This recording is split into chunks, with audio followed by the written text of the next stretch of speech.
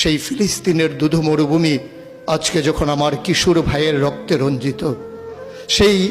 ঝিলাম নদীর পানি আজকে যখন স্বচ্ছ স্ফটিকের মতো আর নেই, কাশ্মীরের ভাইয়ের রক্তে যখন রঞ্জিত, পার্শ্ববর্তী আরাকানের মুসলমানেরা আজকে উখিয়ার সেই টেকনাফের তাঁবুর নিচে তারা যখন মানবেতর জীবনযাপন করছে, আজকে বারবার মনে পড়ে সেই নবীজির কথা। তিনি যদি আজকে আসতেন কোনো একটা ভূখণ্ডে, আমরা যদি দৌড়ে দৌড়ে তার কাছে যেতে পারতাম, গোটা মানবতা যদি বলতে পারতাম মুক্তি চাই, স্বাধীনতা চাই, ভোটের নিচ থেকে জীবন চাই, তিনি হয়তো আঁকড়ে ধরে বলতেন এখানেই শান্তি, চলে এসো উদখুলু ফিস-সিলমি কাফা,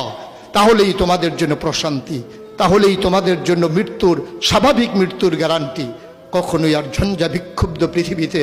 তোমাদেরকে বুক পেতে দিতে হবে না বুলেটের সামনে।